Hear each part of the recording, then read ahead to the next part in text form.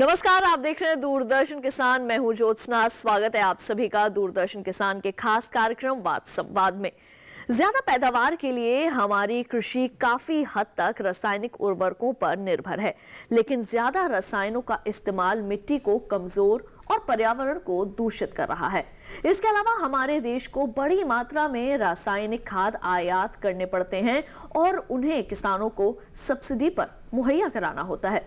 इस काम में अच्छी खासी रकम खर्च हो जाती है, जिससे सरकारी खजाने पर अतिरिक्त बोझ पड़ता है। मिट्टी की उपजाऊ शक्ति बनाए रखने और बेहतर फसल उत्पादन के लिए कृषि वैज्ञानिकों ने प्राकृतिक जीवाणुओं को पहचान कर उन्हें पर्यावरण हितैषी उर्वरक उनसे तैयार किए हैं। इन्हें बायो फर्टिलाइजर्स यानी जैव उर्वरक कहा जाता है। जैव खाद वास्तव में जीवित उर्वरक हैं, जिनमें सूक्ष्म जीव मौजूद रहते हैं। ये सूक्ष्म जीव वायुमंडल की नाइट्रोजन को अमोनिया के रूप में पौधों को प्रदान करते हैं और मिट्टी में मौजूद अघुलनशील फास्फोरस को घोलकर उसे पौधों को देते हैं। सरकार खेती के लिए गुणकारी जैव उर्वरकों को प्रोत्साहित कर रही है, ताकि किसान इनका ज्यादा से ज्यादा इस्तेमाल कर सकें और जैविक खेती की ओर कदम बढ़ाएं। आज का वाद संवाद इसी पर है। विषय रहेगा जैव उर्वरक से जीवंत खेती। बातचीत के लिए स्टूडियो में मौजूद हैं कृषि मंत्रालय में जैविक सलाहकार अशोक कुमार यादव जी। नमस्कार।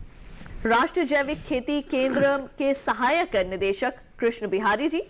नमस्कार। जो हमारे साथ किसान मौजूद हैं वो हैं जगत प्रधान जी, और साथ ही हमारे साथ मौजूद हैं भूले सिंह जी।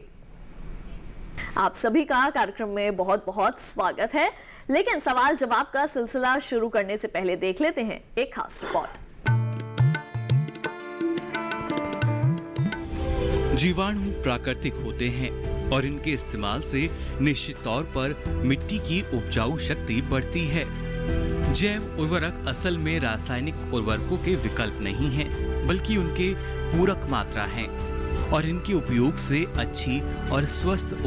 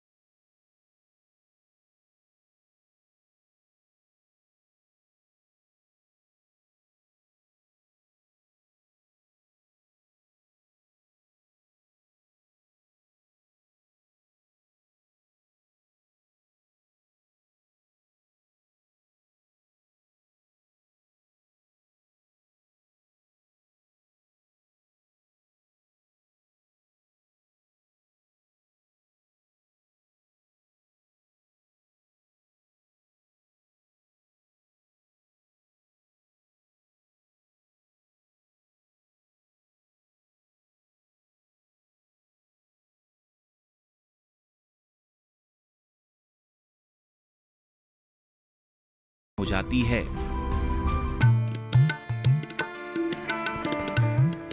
तो फिर आइए सवाल जवाब का सिलसिला शुरू करते हैं। अभी आपने देखी एक खास रिपोर्ट और अब बातचीत के जरिए जानेंगे किस तरह से जैव उर्वरकों से आप जीवंत खेती कर सकते हैं। शुरुआत करते हैं डॉक्टर यादव हमारे साथ मौजूद हैं इस वक्त। उनके साथ आपसे मैं सबसे पहले यही जानना चाहूंगी कि जैव उर्वरक क्या हैं और आज के समय में इनकी जरूरत क्यों आन पड़ी है।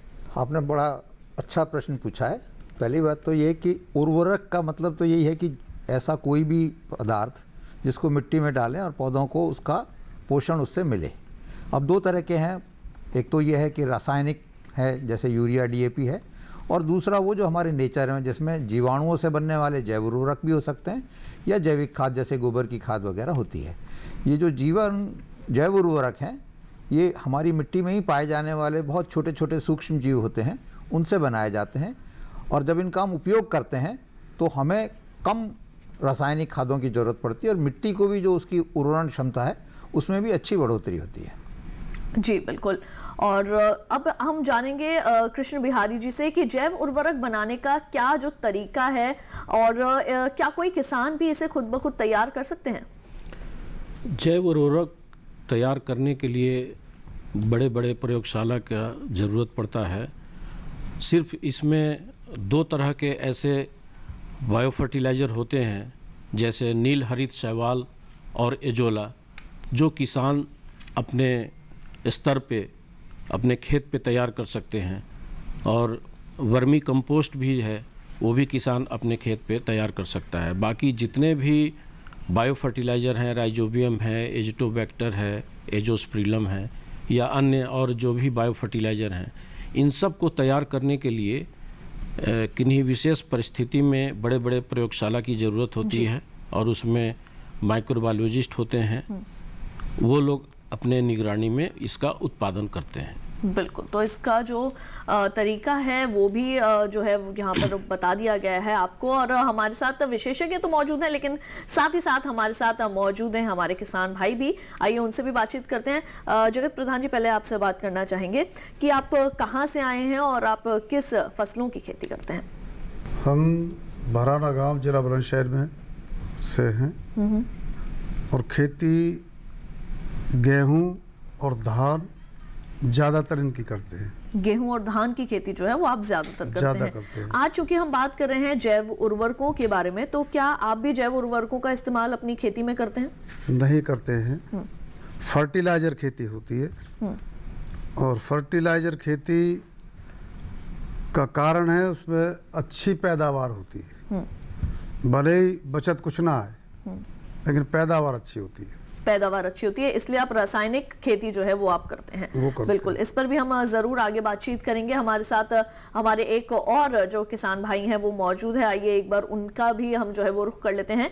भूले सिंह जी हमारे साथ मौजूद हैं। आपसे भी ये जानना चाहेंगे कि आप कौन से गाँव से आए हैं और साथ ही साथ आप किस फसलों की खेती करते हैं? देखो जी, बुलंदशहर जिला है हमारा, गाँव भराड़ा है, मूजी बोते हैं और गेहूं बोते हैं।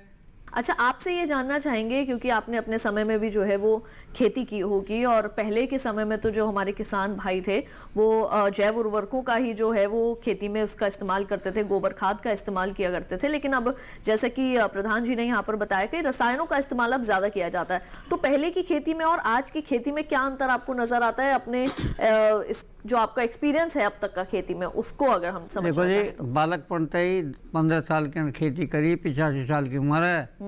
जैविक खाद है, बहुत बचती, बहुत लाभ हो। अब पर आमदन थोड़ी हुई, जैविक खाद तो आमदन थोड़ी हुई, तो सब यूरिया ही बखेरे हैं। यूरिया क्योंकि वो नाज बढ़ाती है, डाई और ये हो जाता है लवा का बढ़ाते है, तो फसल होती अच्छी दिखे तो वही में जी लगे।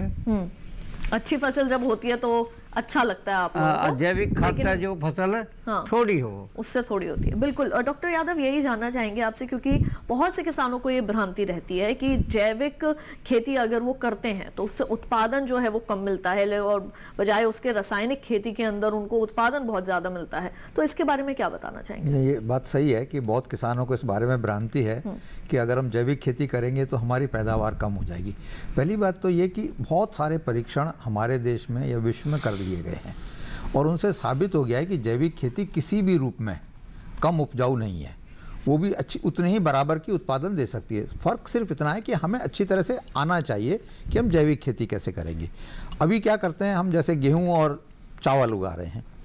अगर आप गेहूं और चावल की फसल लगाएंगे और उसको फिर जैविक खेती में करेंगे तो शुरुआती सालों में चूँकि हमारी मिट्टी अभी उतनी सक्षम नहीं है जैविक खेती के लिए, तो उत्पादन में कुछ कमी हो सकती है। बट अगर हम अच्छी तरह खादों का इस्तेमाल करें और हमारी मिट्टी को ठीक ठाक हालत में ले आएँ तो उसमें भी उतना ही उत्पादन लिया जा सकता है। दूसरी बात ये कि जैविक खेती में एक फसल का उत्पादन नहीं किया जाता, कई फसलें एक साथ लेके लगाई जाती हैं। अगर हम वो मल्टीपल क्रॉपिंग, इंटर क्रॉपिंग का भी इस्तेमाल करें और फिर जैविक खेती करें तो कोई कारण नहीं कि आपकी फसल कम हो। ऐसे बहुत सारे किसान हैं, उत्तर प्रदेश में भी हैं, अदर देश के भागों में भी हैं, जो जैविक खेती करते हैं और बहुत सारी जगह पर वो जो हमारे कन्वेंशनल किसान हैं रासायनिक खेती के, उनसे ज़्यादा भी उत्पादन लेते हैं। बिल्कुल। कृष्ण बिहारी जी, आपसे मैं यहाँ पर जानना चाहूंगी कि तरल और ठोस जैव उर्वरकों में क्या अंतर है, किस तरह से आप इसे समझाएंगे और इनमें से कौन सा ज्यादा बेहतर है किसानों के लिए? ठोस जैव उर्वरक जो है वो पाउडर फॉर्म में रहता है। उसमें वो जो एक विशेष सूक्ष्म जीवाणु जो बायो फर्टिलाइजर में जिनका नाम कहा जाता है वो उसमें मौजूद होते हैं, लेकिन उनका सेल्फ लाइफ यानी कि जो उनका जीवन चक्र जो है वो पाउडर फॉर्म में, ठोस फॉर्म में कम रहता है। 6 महीने का करीब ऐसा होता है उसका सेल्फ लाइफ। और तरल बायो फर्टिलाइज़र जो है, लिक्विड बायो फर्टिलाइज़र, उसका 2 साल या 3 साल सेल्फ लाइफ होता है और वो किसान के ले जाने के लिए ट्रांसपोर्टेशन पर्पस से बहुत ही इजी होता है। उनका सेल्फ लाइफ जो है ज़्यादा होता है और उनका जब वो प्रयोग करते हैं तो उसमें जो जीवाणु है उसकी संख्या बहुत ही प्रचुर मात्रा में होती है ठोस जैव उर्वरक के बनिस्बत। तो ये जो है मेन अंतर है। बाकी उसके इफ़ेक्ट भी जो हैं जो फसल पे असर करते हैं, जब बीज में वो किसान प्रयोग करता है या मिट्टी में जब प्रयोग करता है तो उसके बाद में जब वो क्रियाशील हो जाता है जीवाणु तो वो बहुत अच्छा उत्पादन के लिए जो है पोषक तत्व प्रदान करता है पौधे को। बिल्कुल। तो हम आपको बता दें कि हम आज जो अपने कार्यक्रम में बातचीत कर रहे हैं उसका विषय यही है किस तरह से जैव उर्वरकों का इस्तेमाल करके आप जीवंत खेती जो है वो कर सकते हैं। हमारे साथ विशेषज्ञ मौजूद हैं और साथ ही साथ 2 हमारे साथ किसान भाई भी मौजूद हैं। आइए चर्चा को एक बार फिर से आगे बढ़ाते हैं और रुक करते हैं हमारे किसान भाइयों का। जगत जी, आपसे मैं ये पूछना चाहूँगी, जैसे कि आपने बताया कि आप रासायनिक खेती जो है वो करते हैं, लेकिन सरकार लगातार जो है वो जोर दे रही है जैविक खेती पर, तो क्या इसके बारे में आपने या आपके जो साथ में जो लोग किसान जो भाई काम करते हैं, खेती करते हैं, क्या आपने कभी इनके बारे में सोचा? जो प्रचार प्रसार हैं इसके विषय में वो जमीनी स्तर पर नहीं पहुंच पाते हैं जी। और मुख्य कारण है किसान लोग इसलिए उसकी तरफ रुझान नहीं कर पा रहे हैं क्योंकि वो एक रोटेशन में आए हुए है फर्टिलाइजर खेती और उधर के लिए रुझान उनका नहीं हो पा रहा है। तो किस तरीके की समस्याएं हैं जो वो आपको आ रही हैं? अगर आप जैविक खेती करना चाहते हैं तो कोई ऐसी समस्याएं हैं जो रुकावट डाल रही हैं? एक धारणा बनी हुई है कि इससे हमारी अच्छी फसल हो रही है और जैविक खेती यूज करके देखी नहीं है। उसके लिए जो सरकारी तंत्र है, जैसा कि आप थोड़ा प्रयास इसमें कर रहे हैं, अब ये ब्लॉक स्तर की बात है तो ब्लॉक के लोग इसमें सहयोग करें, किसानों को समझाएं तो हो सकता है कि किसी तरफ लोगों का रुझान बढ़े। बिल्कुल, लेकिन ऐसा नहीं है जी। यादव जी, आप कुछ कहना चाहेंगे इस संदर्भ में? हाँ, मैं कहना यही चाहूँगा कि बात सही है कि पिछले करीब 60-70 सालों में जो प्रचार प्रसार कृषि के अंदर हुआ वो मुख्यतः रासायनिक खादों को लेकर के हुआ और इसी ड्यूरेशन में आपने देखा जो हमारी उत्पादकता भी बढ़ी देश के अंदर। हम 50 मिलियन टन से अब लगभग जो है 300 मिलियन टन के आसपास पहुंच गए हैं, तो वो भी उन रासायनिक खादों से बढ़ी। परंतु उस सब का जो नेगेटिव इफेक्ट था, दुष्प्रभाव था हमारे वातावरण पर, हमारी मिट्टी पर, वो शायद हमें शुरू में पता नहीं था, बाद में धीरे धीरे पता चला।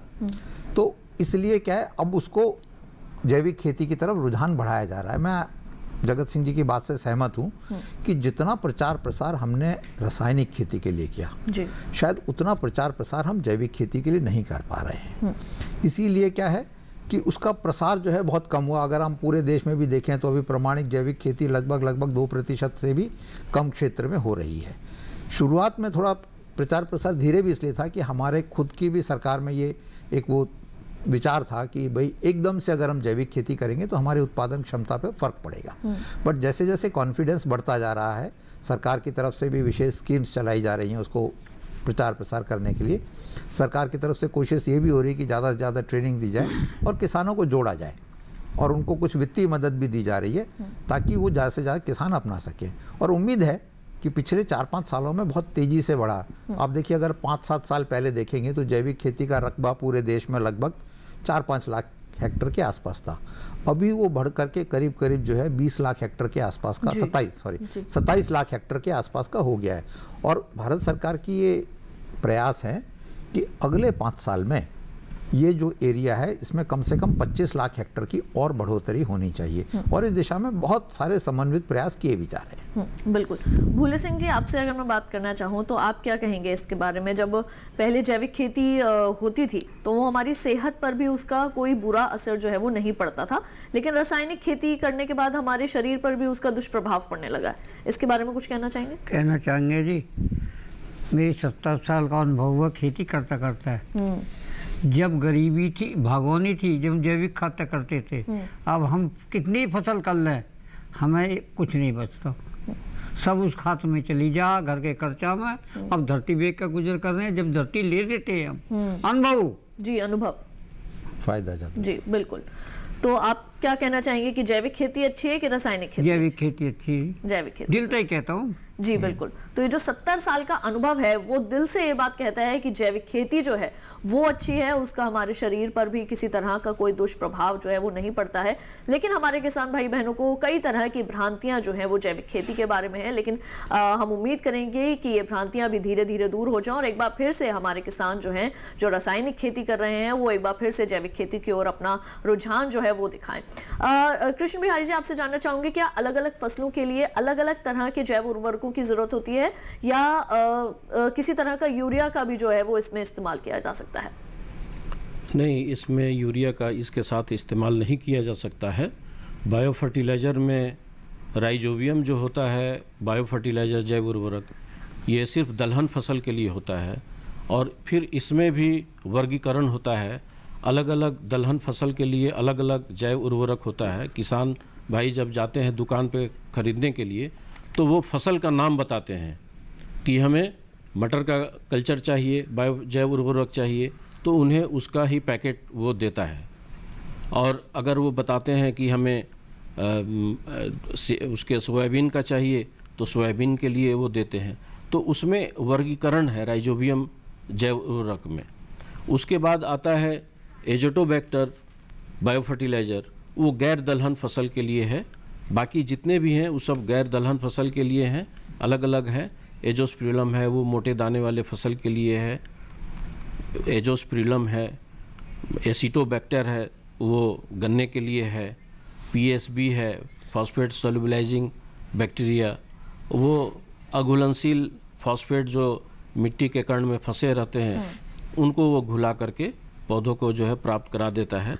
तो इस तरह से कई बायो फर्टिलाइज़र हैं जिनमें सिर्फ राइजोबियम जो है वो दलहन फसल के लिए होता है जी। बाकी और फसल का किसी में भी जो है प्रयोग किया जा सकता है। जी, आपसे मैं ये जानना चाहूँगी यादव जी कि जैव उर्वरकों को लेकर क्या योजना चलाई जा रही है सरकार की ओर से, अगर आपसे जानकारी लेना चाहें तो? देखिए, हमारे देश में करीब करीब पिछले 30-35 सालों से जैव उर्वरक का प्रचार प्रसार हो रहा है। भारत सरकार की तरफ से ये सबसे पहले जो है केंद्रीय सरकार ने ही जैव उर्वरकों का उत्पादन और प्रचार प्रसार शुरू किया था। ये बात होगी सन 80-85 के आसपास की, जब इनका उत्पादन शुरू किया गया था। उसके बाद से लगातार इसका प्रयास किया जा रहा है, प्रचार किया जा रहा है। हमारी जितनी भी पैकेज ऑफ प्रैक्टिसेस बनती हैं, जितना भी साहित्य बनता है कृषि की अलग अलग फसलों के, सब में जैव उर्वरकों के उपयोग को कैसे करना है, कितना करना है और उससे क्या लाभ मिलेगा, इसकी सभी जानकारी दी जाती है। दूसरी बात क्या, साथ के साथ ये अच्छी मात्रा में अच्छी क्वालिटी वाला जैव उर्वरक किसानों को उपलब्ध हो, इसके लिए कोशिश की गई कि बहुत सारी उत्पादन इकाइयाँ भी लगे। भारत सरकार की एक स्कीम चल रही है जिसके तहत अगर कोई भी आदमी अगर कोई जैव उर्वरक की उत्पादन इकाई लगाना चाहता है तो उसको भी 25% की सब्सिडी मिलती है। एक नाबार्ड के माध्यम से एक स्कीम चलती है जिसके अंदर अगर वो 160 लाख रुपए तक की खर्च करके अपनी कोई प्रोडक्शन यूनिट लगाता है तो उसका 25% यानी कि 40 लाख रुपए तक का उसको सब्सिडी भारत सरकार की तरफ से मिलती है। इसके अलावा भी क्या है, राज्य सरकारों के अपने बहुत सारे प्लान हैं। तो अलग अलग जो प्रचार प्रसार की स्कीम्स होती हैं, जैसे आपका दलहन प्रोग्राम है या तिलहन प्रोग्राम है या आपका धान और गेहूं के प्रोग्राम है, उन प्रोग्राम में भी राज्य सरकारों की तरफ से भी इसको किसानों को करीब आधी कीमत पे या 1/3 कीमत पर सब्सिडी दे करके उपलब्ध कराया जाता है। तो इस प्रकार इसका काफ़ी सारे मात्रा में उपयोग होने लगा है। आप देखें अगर कितना उपयोग बढ़ा प्रचार प्रसार से। तो जब हमने ये कार्यक्रम शुरू किया था भारत सरकार में आज से 30-35 साल पहले, तो पूरे देश में लगभग 1000 टन से ज़्यादा का इसका इस्तेमाल नहीं होता था। अभी ये उत्पादन और इसका जो उपयोग है वो लगभग 3-3.5 लाख टन के आसपास का हो गया है और उम्मीद है कि अब बहुत तेज़ी से बढ़ रहा है। वो ज़माना था जब कोई उत्पादन नहीं करता था जैव उर्वरक का। आज की तारीख में अगर केवल बैक्टीरियल जैव उर्वरकों की बात करें तो लगभग 450 के करीब उत्पादन इकाइयाँ पूरे देश में बन गई हैं, जो सरकारी स्कीम्स के अंदर भी सप्लाई करती हैं, बाज़ार में भी सप्लाई करती हैं और बहुत सारी जगह ऐसी कि खासतौर से अगर हम दक्षिण भारत की तरफ देखें, दक्षिण भारत के अंदर जैव उर्वरकों के बारे में बहुत अच्छी जानकारी है किसानों के बीच में, उसका एक्सेप्टेंस भी बहुत अच्छी है और यही एक कारण है कि अगर आप देखें कुल जितना जैव उर्वरक हमारे देश में बनता है या इस्तेमाल किया जाता है उसका ऑलमोस्ट 60% जो है वो दक्षिण भारत के राज्यों में होता है। वहाँ इसकी बहुत अच्छी प्रचार प्रसार हुआ है, अच्छी जानकारी है और किसानों के बीच एक्सेप्टेबिलिटी भी बहुत अच्छी है। इस पर बातचीत का सिलसिला आगे जारी रखेंगे। फिलहाल कार्यक्रम में वक्त हो चला एक छोटे से ब्रेक का, जल्द लौटेंगे वापस। आप देखते रहिए दूरदर्शन किसान।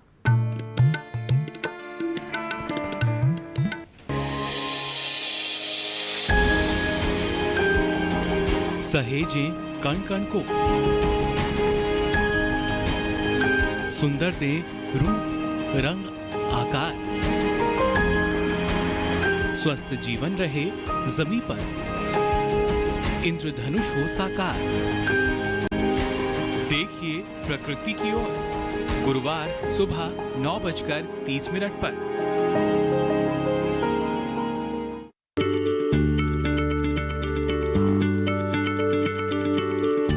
क्या आप किसी बीमारी से परेशान हैं? चाहते हैं डॉक्टर की सलाह? तो हम हैं आपके साथ, बताएंगे आपको जीने की राह। समस्याएं आपकी, समाधान देश के मशहूर विशेषज्ञों के। घर बैठे बात करें देश के जाने माने डॉक्टरों से। हमारे लाइव प्रोग्राम स्वस्थ किसान में हर शनिवार शाम 6 बजे से 7 बजे तक। महका महका घर आंगन, हरियाली से खिलेगा तन मन। छत पर छोटी सी बगिया, जरूरत भी पूरी, शौक भी पूरा। देखिए छत पर बागवानी, शनिवार सुबह 9 बजे।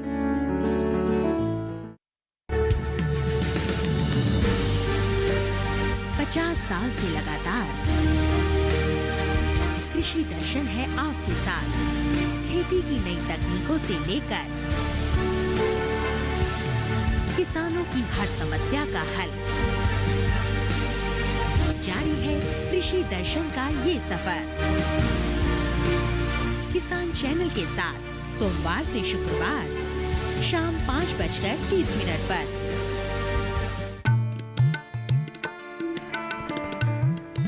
तो वाद संवाद कार्यक्रम में एक बार फिर से आप सभी का स्वागत है। आज जैव उर्वरकों की उपयोगिता पर हम यहाँ पर वाद संवाद कार्यक्रम में जो है वो चर्चा कर रहे हैं। हमारे साथ जो विशेषज्ञ हैं वो मौजूद हैं, साथ ही साथ हमारे साथ 2 किसान भाई भी मौजूद हैं। तरह तरह की बातें जो है वो जैव उर्वरकों को लेकर हम यहाँ पर जान रहे हैं, समझ रहे हैं और उनकी प्रतिक्रियाएं भी जो है वो लेने की पूरी कोशिश कर रहे हैं। आइए कार्यक्रम में चर्चा को आगे बढ़ाते हैं। कृष्ण बिहारी जी, जैव उर्वरक जैविक खेती का एक विशेष अंग है, लेकिन कहा जाता है कि जैविक खेती के दौरान शुरुआत में जो पैदावार है वो कम होती है। हमने पहले भी इस बारे में जो है वो बात की है, लेकिन ऐसे में किसानों को किस तरह से प्रोत्साहित जो है वो किया जा सकता है जैविक खेती करने के लिए?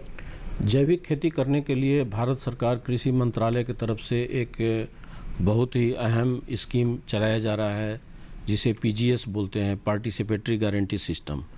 ये जैविक खेती करने के लिए किसानों को इसमें काफ़ी मोटिवेट करके लाया जा रहा है, जिससे कि किसान जो है इस मुहिम के साथ जुड़ करके अपना जैविक खेती करें और उसके उत्पाद से उनका इनकम जो है काफ़ी जो है बढ़ेगा। इसमें किसानों को ये सब स्कीम जो है वो राज्य सरकार के मार्फत उनको ही अनुदान जो है दिया जाता है भारत सरकार कृषि मंत्रालय के तहत, और इसमें किसानों को 31,000 रुपया उनके अकाउंट में दिया जाता है ये जैविक कन्वर्जन के लिए, जो वो कन्वेंशनल अपना रासायनिक खेती जो कर रहे हैं उससे जैविक खेती में आने के लिए। उसके अलावा ऑर्गेनिक इनपुट जो है, जैविक इनपुट जो है उसका उत्पादन करने के लिए।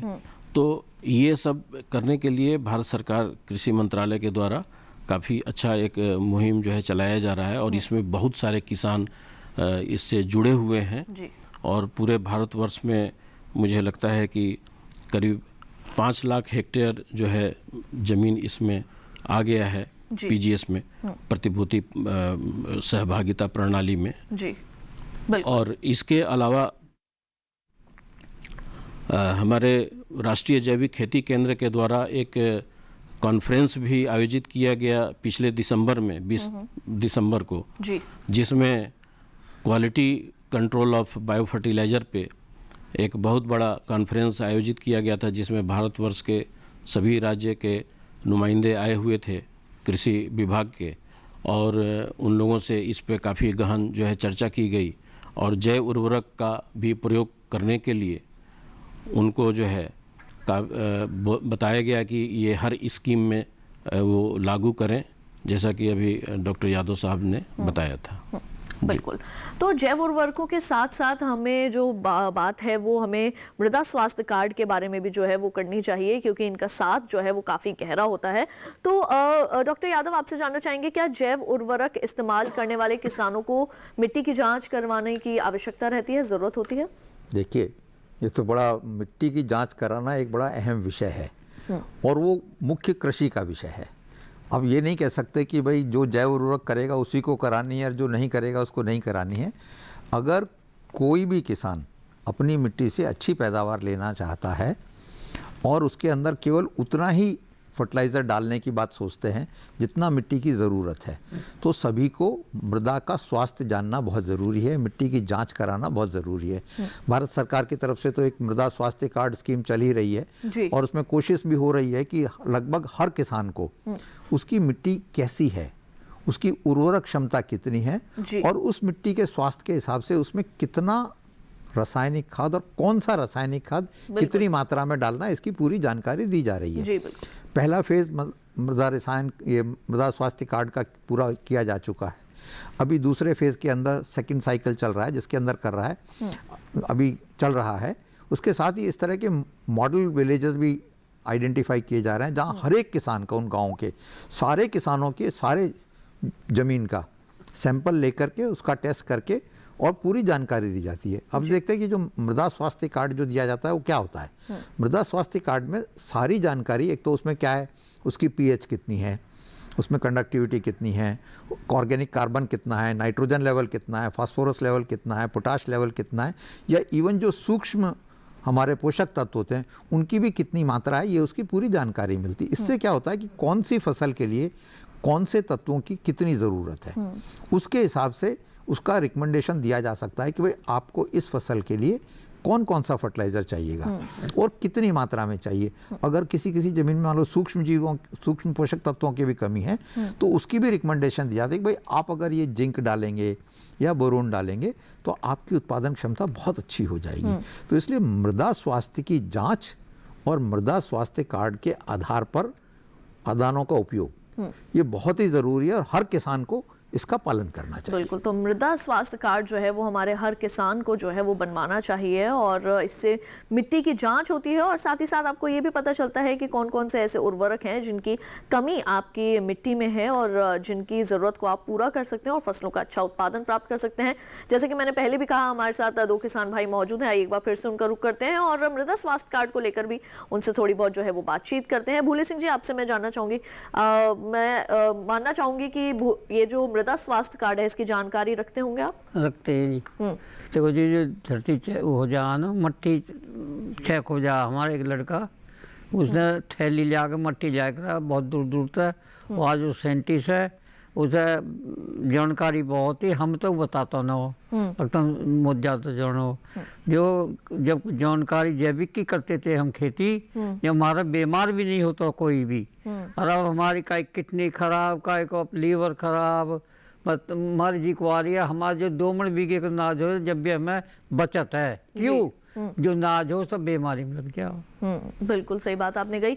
देखिए बार बार ये कहने में बहुत अच्छा लगता है कि जो हमारे पुराने किसान हैं जो इतने वर्षों से खेती करते आए हैं, उनका अनुभव जब ये कहता है कि जी जैविक खेती जो है वो किसानों को करनी चाहिए और साथ ही साथ मिट्टी की जांच करवानी चाहिए, तो अंदर ही अंदर बहुत खुशी भी होती है और ये भी लगता है कि जो हमारे किसान हैं वो अच्छी जानकारी जो है वो रखते हैं और साथ ही साथ सरकार की जो योजनाएं लगातार चलाई जा रही हैं उनको भी लेकर वो काफ़ी जो है वो प्रतिबद्ध हैं और साथ ही साथ जो अपना मृदा स्वास्थ्य कार्ड है उसके बारे में भी जानकारी रखते हैं। हालांकि भले ही अभी वो खेती नहीं करते लेकिन फिर भी खेती को लेकर तमाम जानकारियां जो है वो उनके पास हैं। जो हमारे दूसरे किसान भाई हैं जगत जी, आइए अब एक बार उनका रुख कर लेते हैं।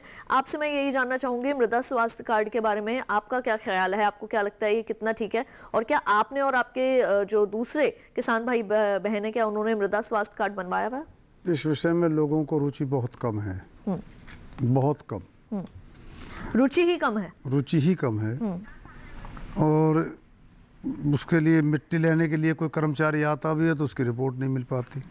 किसान रुचि नहीं ले पाता, वो खुद देते नहीं, इसलिए वो अधूरी रह जा, वो जांच हो ही नहीं पाती।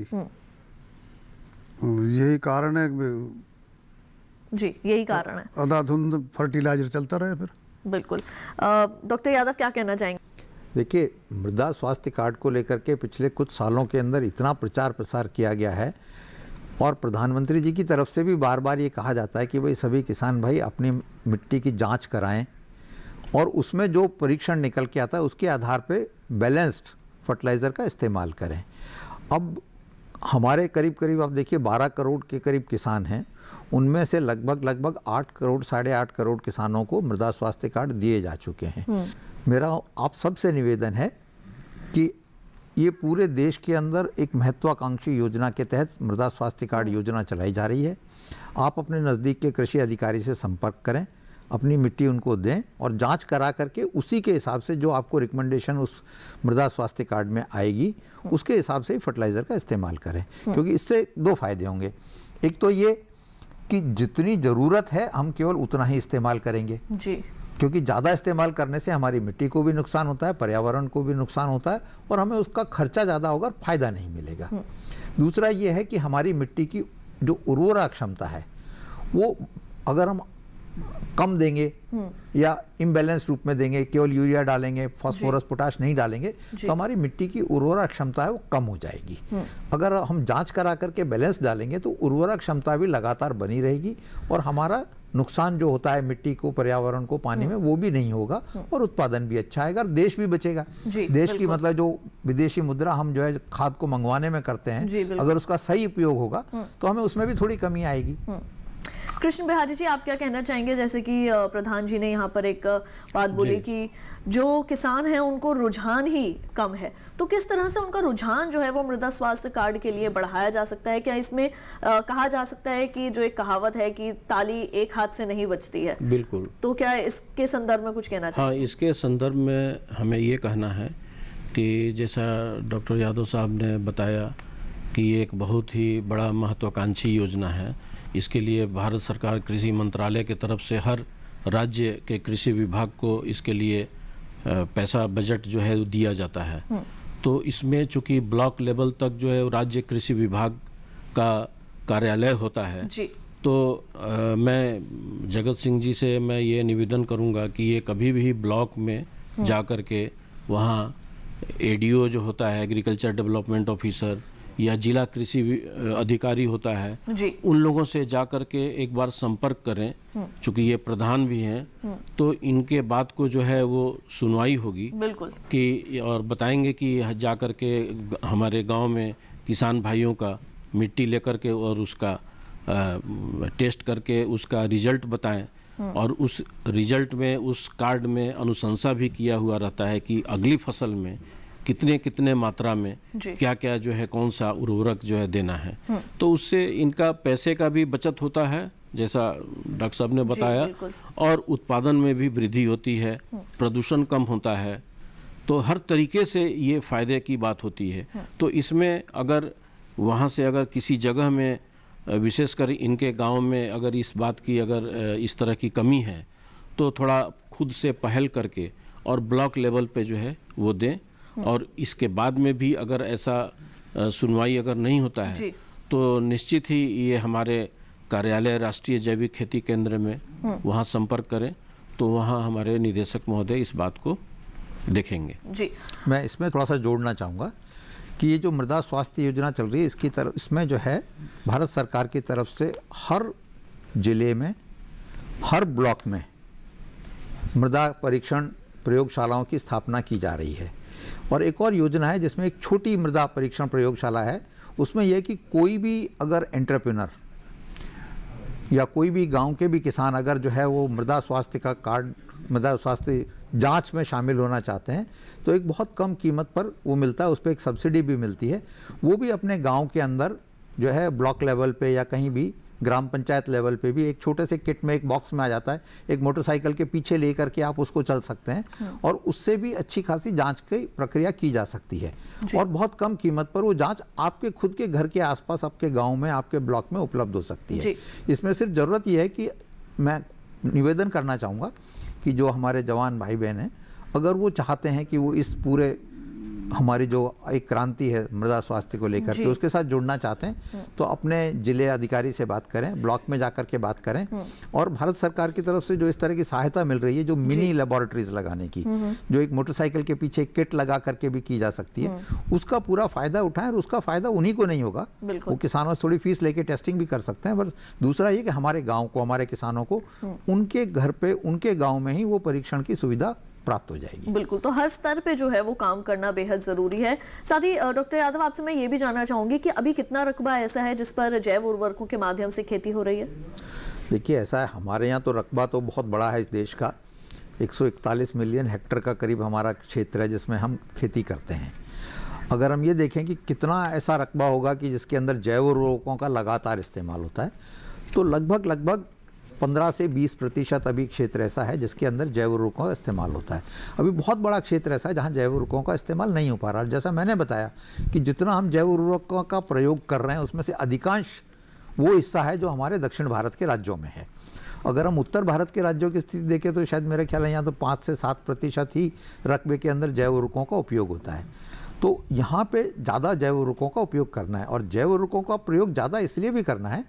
देखिए, जैविक खेती एक बात है, हम जैव उर्वरकों को केवल जैविक खेती के लिए नहीं प्रचार प्रसार कर रहे हैं। हम हर बार ये कहते हैं कि जैव उर्वरक किसी भी खेती में, किसी भी परिस्थिति में, किसी भी फसल में लगाया जा सकता है। अगर आप रासायनिक उर्वरकों के साथ भी, उसका एक तरीका है लगाने का जी, अगर रासायनिक उर्वरकों के साथ भी अगर आप जैव उर्वरक का इस्तेमाल करते हैं तो आपको लगभग 25% कम खाद की जरूरत पड़ेगी। अब आप खुद सोचिए, जैव उर्वरक की कीमत होती है 50 रुपए से 100 रुपए तक जी। उसी के मुकाबले जितनी वो न्यूट्रिएंट वो देता है उसकी रासायनिक खाद की कीमत हो जाएगी 250-300 रुपया।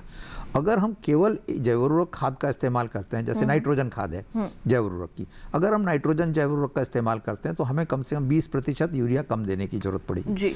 इसी प्रकार हम अगर फास्फोरस घोलने वाला जो जैव उर्वरक है उससे इस्तेमाल करते हैं तो हम 15 से 20% फास्फोरस की भी बचत कर सकते हैं। तो हम कोई भी खेती करें, जैविक करें, रासायनिक करें, प्राकृतिक करें, आप सब जगह कोशिश कीजिए कि जैव उर्वरक का इस्तेमाल हो।